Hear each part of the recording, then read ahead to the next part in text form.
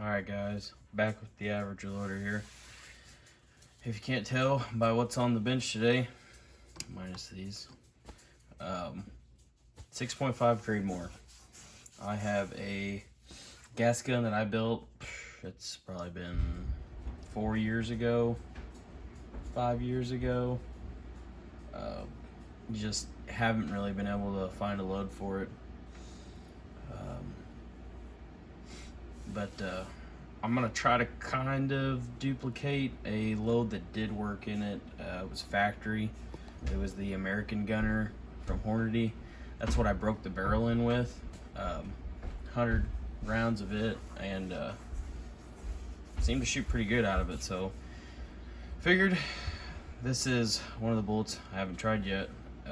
Is the 140 grain boat tail hollow points.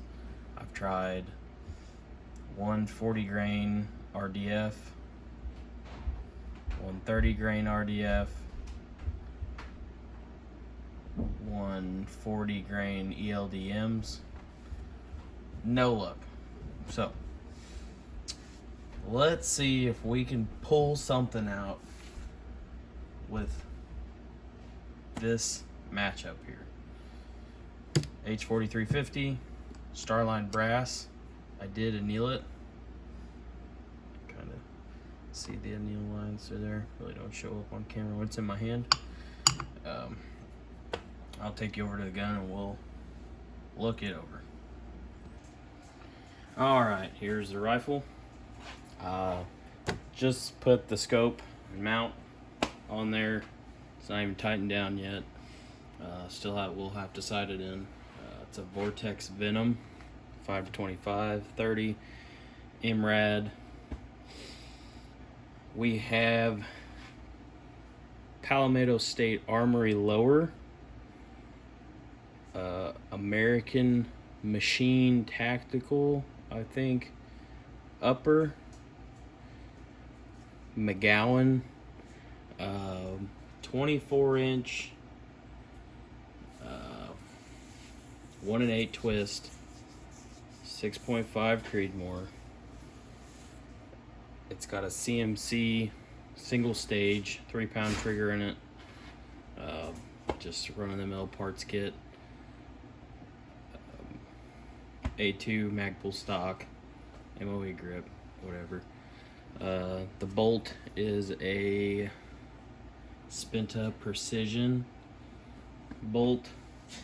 I don't know how I feel about it yet. The firing pin cotter key is prone to falling out if you take it out of the gun. So I don't know how I feel about that. I don't even know if other AR-10s are like that. This is the only one I got. It's the only one I've ever handled. So I'm not 100% sure that I won't change this upper and lower, because it's just Legoed together. It was the cheapest parts I could find at the time. So not really about all that now. Would like something quality, especially if I'm gonna try to take this thing out and shoot several hundred yards with it. So what we're gonna do, we're gonna find the lands with our bullet, so we know how far we got to the lands.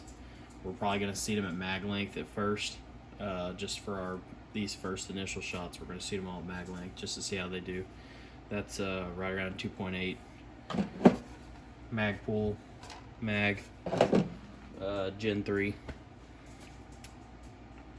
But that's what we're gonna do for now. Let's just get started here. We'll start testing our overall length with our Hornady overall length gauge. Modified case. This is a homemade modified case. Not too shabby. Buddy made it for me.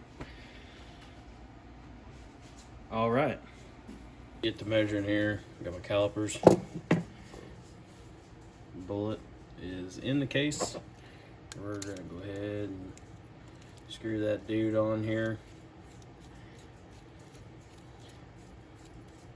You do this two ways. You could push it in, push it in as far as you can, you know, till it hits down here where the top of the tool is at, and then push it out with your like it's like piano cord or whatever. You want to push it out with that.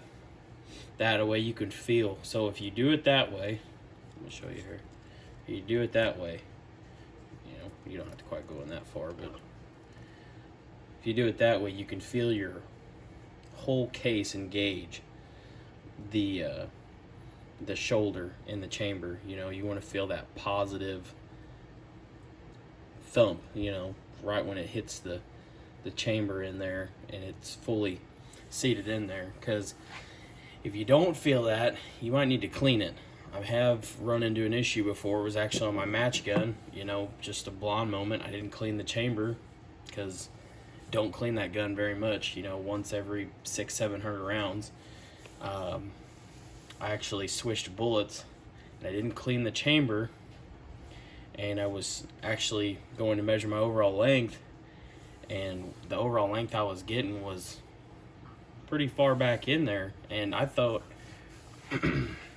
or I shouldn't say pretty far back in there, pretty far out there, and I was thinking my throat had eroded away quite a bit. But actually what it was my case wasn't all the way engaging inside the chamber. A lot of, you know, crap build up in there, keeping that from happening. So it was actually leading me to think that my lands were further away than what they really were. So the first couple loads I loaded, they actually didn't even chamber because they were seated out way too far. So, lesson to be learned there. Here we go. We're gonna go ahead and stick this in there. You know, you hear it. So it's all the way in there. Got that loosened up. We're gonna push that bullet out. Feel that positive engagement there to the rifling when it stops. Pull this back out. There we go. Looks good. Feels like the case wasn't quite all the way tight here, so let's see what this first measurement is and we'll adjust that.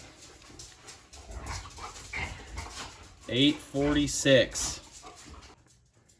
Let's go ahead and try this again. You're supposed to do this a couple times. I'll just push it back in there just a little bit further than what it was. Alright. Positive. Push that bullet all the way out, tighten that up, pull it back out. Yeah. See. 2838. That thing wasn't tightened all the way down on there, and I had tightened it up. That's what gave us that extra length there. So what we're gonna do is try it one more time. 2838 was what our measurement was.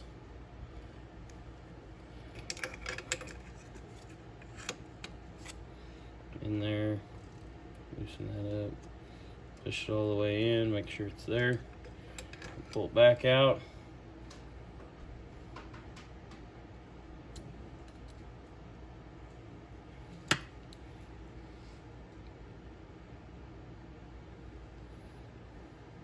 Oop. 2840. So right around in there. Really doesn't matter on this because we're going to load mag length, so we're going to be around 40 thousandths off the lands. Whether they'll shoot there, that's another story. We'll figure that out, you know, as we go along. I need to get a load figured up for this thing so I can actually buy some bullets. I got 250 cases and can't figure out what bullet to shoot out of them, so need to get something done there. So let's get the loading. First up, we got to do, you know, this has never been fired brass, so want to actually run the expander mandrel through it. This is a 21st century expander mandrel, or maybe a Sinclair. I think it might be a Sinclair. And I don't know which manual's in there. It's the one for 264. What exact size is beyond me. That's what their manuals say. So, who knows? Not all that concerned about it. It's not ultra high precision or anything like that, so it works just fine on all the other ones. You know, I use the expander manual set for just about all my other calibers. So, all right, this is Lyman case neck dipper. It's just some little fine lubricating powder, I guess you'd say. I guess I need to brush these first. Back in there. They say brushing them first helps smooth the necks out.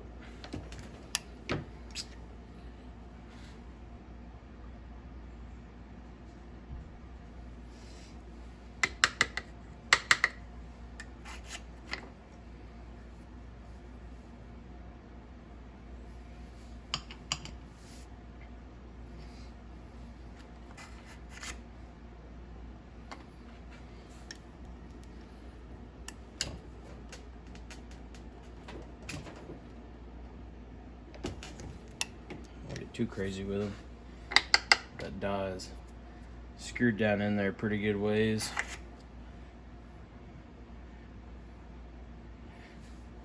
It's really more or less set up for my shorter cartridges, but that's all right. Just gotta, once we get over that little hump, just gotta let off the little forces, if you know what I mean.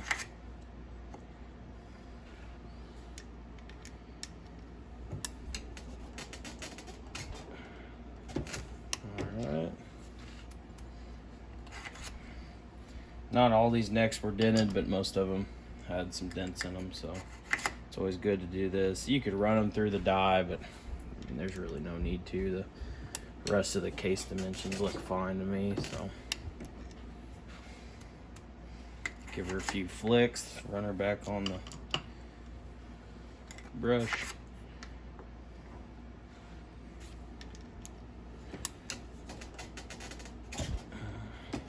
Takes it a little bit to get up over that.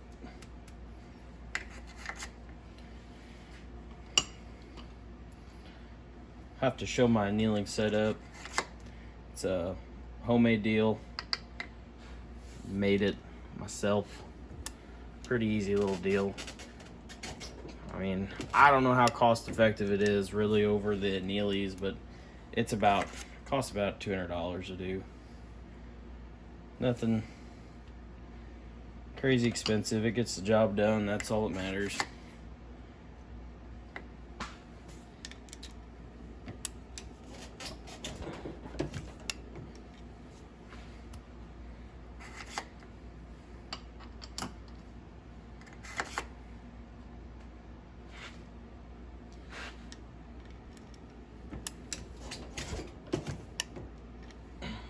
I'll finish this up. I'll catch you guys back over here on the bench.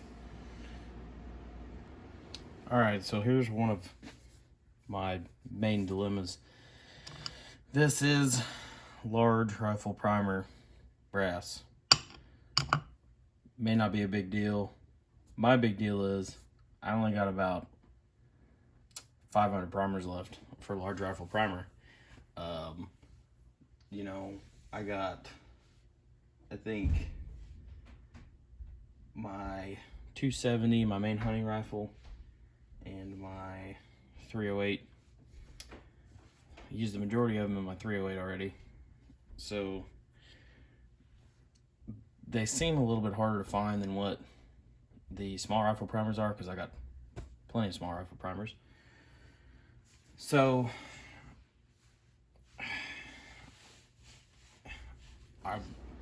if I'd buy this brass now, I would have bought small rifle primer.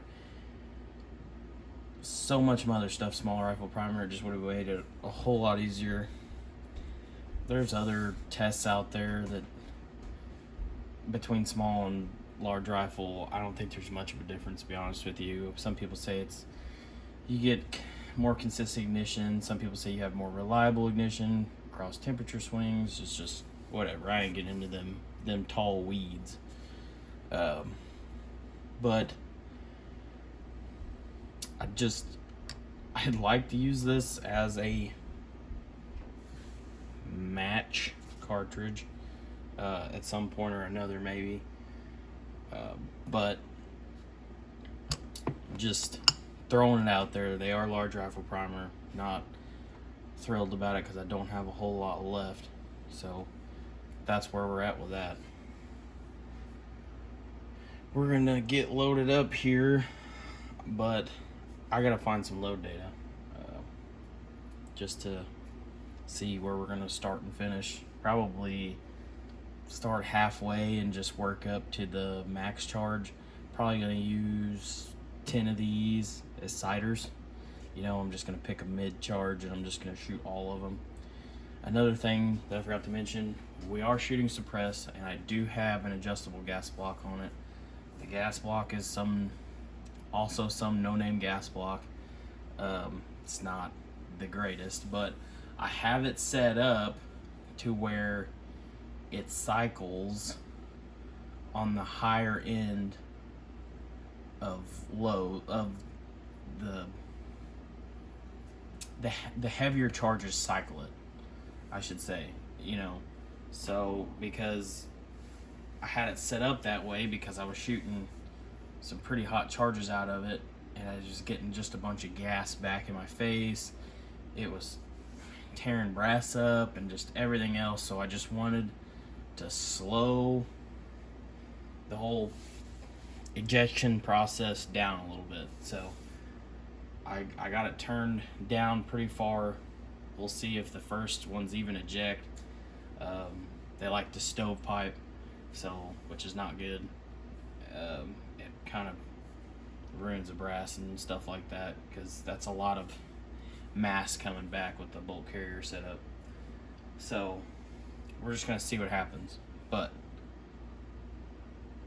I'm hoping that we can get a good consistent load around 2650, 2700. That's all I want. 2650, 2700. I would be more than happy with that. But it seems with the suppressor on there, we're getting a little bit more pressure. So we'll see what happens. My suppressor setup has changed a little bit because I sent my advanced armament suppressor off to ECCO machine, had a new mounting system put on it, got rid of the junk one from advanced armament, and the blast chamber is quite a bit bigger now, so hopefully that will help some. We'll find out. So I'm gonna look up some charge weights, and then I'm gonna show them to you, and then we're gonna start loading. We're gonna get all these primed up with CCI 200s, and we're gonna be loading from 41 to 42 grains, H4350. We're gonna load 2 shots per charge weight. So let's get started loading these suckers up. What I'm doing right now is I'm checking my primer seating depth, switching this over from a small rifle to large rifle primer. The one thing I like about the Frankfurt Arsenal hand primer is you can set your primer depth if your primer pockets will allow it.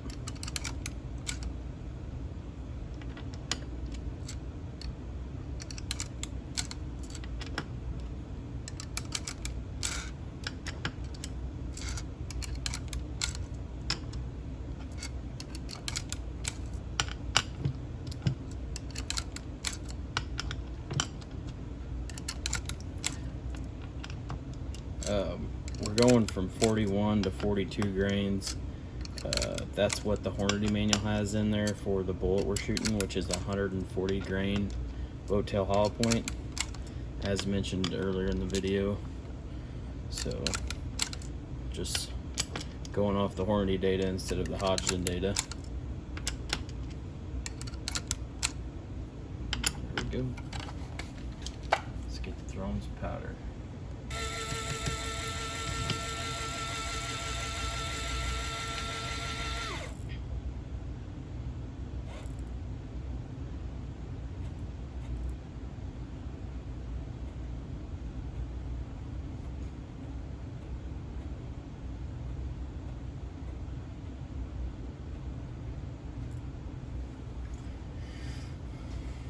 This is probably going to take a little bit, so I'll probably just see you guys over at the press for seating the bullets. If anything were interesting were to arise, I will turn the camera back on. So we'll catch you guys over the seating operation. Alright guys, here we are. I can't count, so we only made it to 41.9 because we only primed 20 pieces, not 22 pieces, with 2 charge weights, or 1 charge weight per 2 pieces of brass, and only had 20 up there. So in order to go to 41 to 42, we would have needed 22. So we only got 20, and that's what we're gonna stick with. So that last 0.1 grain is not worth me getting some more stuff out to mess with it. We'll figure it out. So 41 to 41.9. There you have it. Let's get this first bullet in here. Let's see how far back we need to seat this dude in there. I'm shooting for 2.790, and then I gotta see if it fits in the mag after that.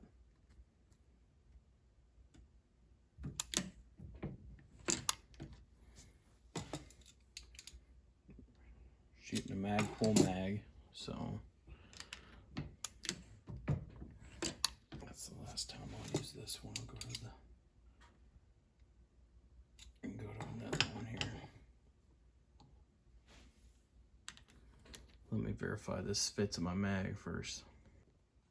Well, it looks like 2.28 fits in the mag here with flying colors. Well,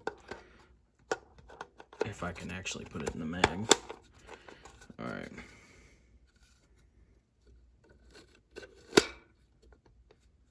So plenty of clearance there. I think we'll just run with the 2.8. I just wasn't sure if it was gonna fit in the mag. That's why I said 2.790. So we'll run with 2.8. Let's keep on trucking.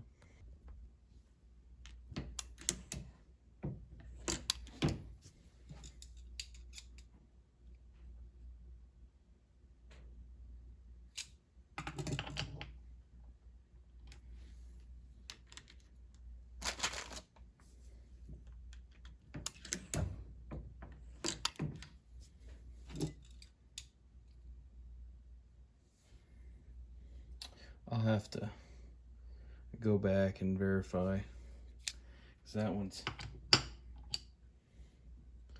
maybe there's that much difference in the tips, but that one's 2.8. That other one was 2.814, so we'll have to see how much variance is in these. If they're all consistently long, we'll have to seat them in there a little further. See, that one's 2.803. So we might have to just come down on our adjustment just a little bit, just to ensure that they fit in our mag. Not all tips are the same, you know. That's the way you want to put it.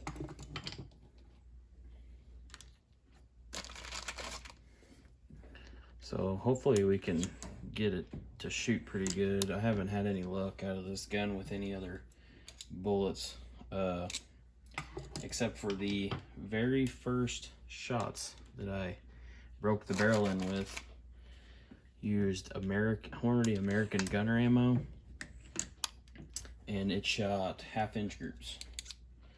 So if I can't replicate that, probably just gonna have to buy ammo for it. I would see how I could not get ammo to shoot out, or reloads to shoot good out of it, but you never know sometimes. Guns are finicky. So just gonna try my best here. Hopefully we can get it to shoot good. Part of the reason could be too, I did not shoot it suppressed when I first broke it in, of course. And I've been shooting it suppressed. So could have something to do with it, could not, who knows. There's just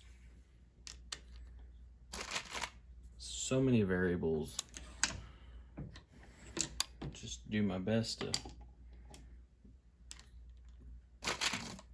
do them all in a organized, precise fashion.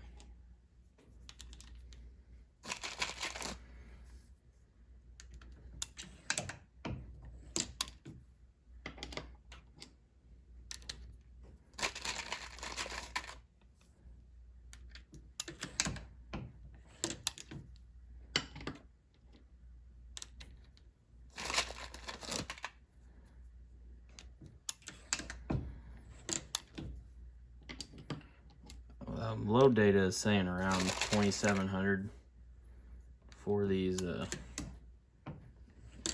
I think maybe 2,750 for the 42 grain charge. It's out of a 24-inch barrel, but on a bolt gun. I always heard that rule of thumb on a gas gun or an AR, call them gas guns because they're direct gas impingement. But rule of thumb on those, I always heard, was 50 feet per second less than what a bolt gun would shoot out of the same barrel length, just due to the gas system. Have not tested that. Who knows? Could be, could not be true. We are running a adjustable gas block. It is turned down pretty low back when I was testing all the other bullets out of it. So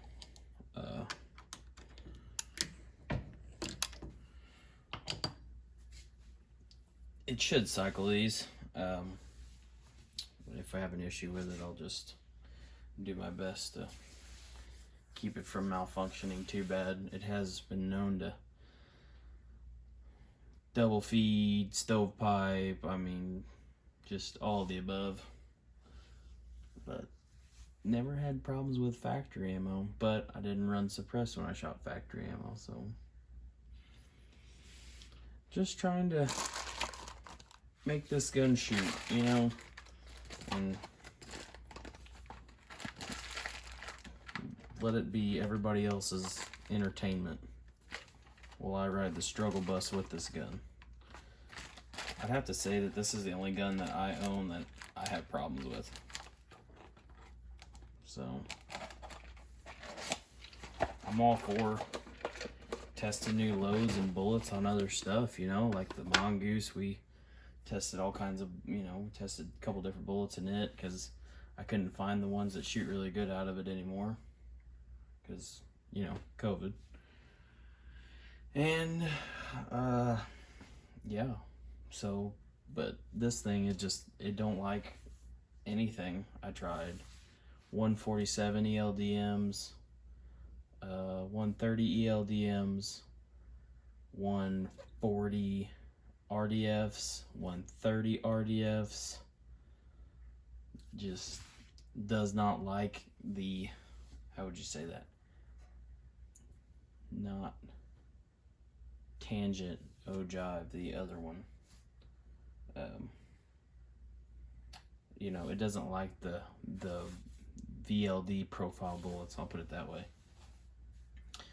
These are not VLD profile bullets, and maybe that's why they shot so great factory ammo.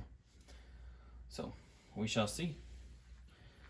Stay tuned, we're headed to the range. Alright guys, back from our range trip, and well, just outstanding results. I was kind of chasing the accuracy I had when I first broke in the barrel on this gun, which was with the Hornady American Gunner, 140 grain ammunition. So just to go back over, I've tried lots of bullets through this setup and just have not succeeded whatsoever.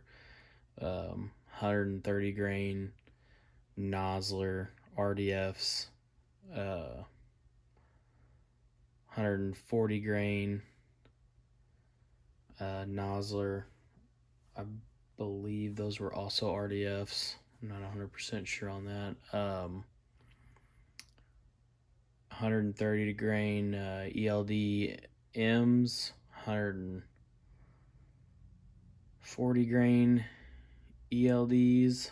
I mean, just tried so many different ones. Can't even remember. I mean, they have been far and few in between.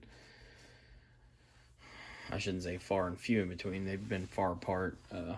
You know, I've had this gun built for 5 years now and haven't really shot it very much, just for the simple fact of developing a load has been a little hard and difficult. So we shot 20 shots, 2 shots per charge weight, 0.1 grain increment of charge weight that we went up. And here's our results. There's all 20 shots right there at 100 yards. And I'm pretty pleased with that. Did use this target after I shot this. We're sighting in 257 Roberts for deer season. But nonetheless, here's the data. And the proof is in the pudding right here. If you look anywhere from right here to right here, that window is big and it is good. The 2-shot SDs are amazing, and the extreme spreads are just as good between each charge weight and their 2 shots.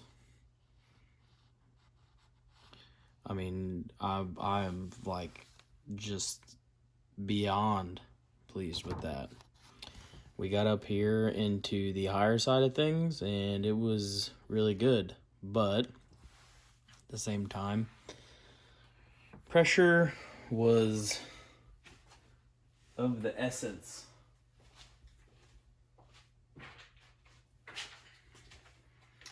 I don't know if it's got something to do with this bolt. The bolt is a Spenta Precision.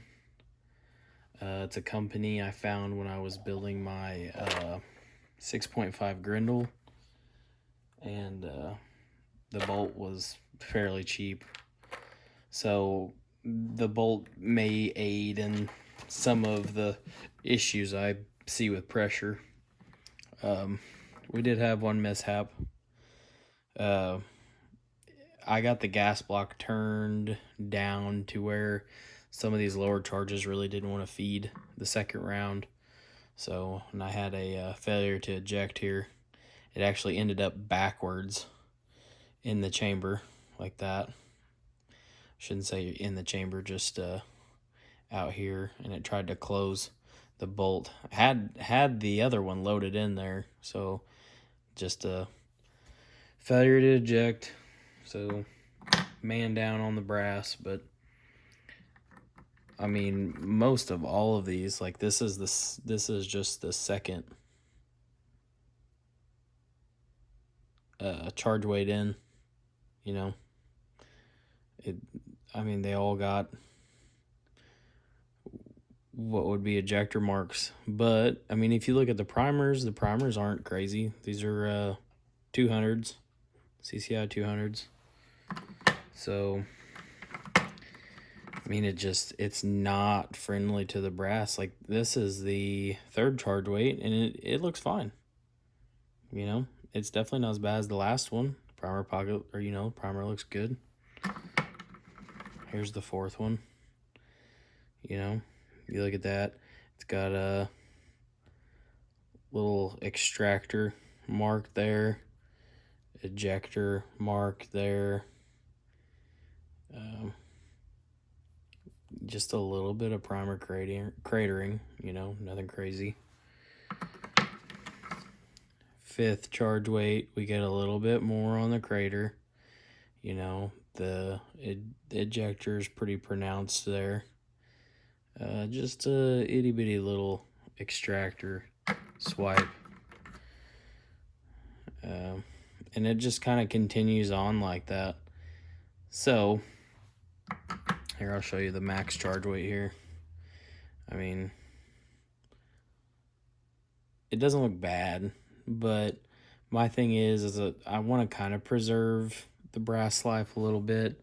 The speeds are nothing to write home about, for sure. 2,660 feet per second. It is a 140 grain bullet. If I'm just punching paper, it's nothing crazy. So a little slow, but that's nothing out of the ordinary for this cartridge. It's 24-inch barrel. Losing a little bit to the gas system and all of that. And of course, I'm getting a little bit of pressure because we are running it suppressed. So that'll add a little bit to the pressure signs. But I mean, I'm happy with the numbers here. And how good it shot. I mean, basically, if you go off of that, just about any one of those, I could just load up 10 of them and shoot, and we're going to end up with a inch group or less, depending. So it all plays into account. So, we started from the beginning, and we're here at the end. I finally got what I wanted out of this gun. I wanted to find a load that was gonna shoot, and I just went back to what shot good out of it and kind of based it off of that. So all of our data's right there, and thanks for sticking along with the ride. Little side note, I got this Arkin scope on here. Let me raise this up a little bit. Just put it on not that long ago. That is a fantastic scope for the money, by the way. These clicks are to die for. This whole package right here, $300, including the mount, or $310, I think. Includes the scope caps, the level, throw lever, the mount, and a sunshade. But fantastic setup. But can't complain. This mcgowen barrel finally shot what I wanted it to shoot. So here we are. But that's all I really got to say about this. I'm probably gonna load up.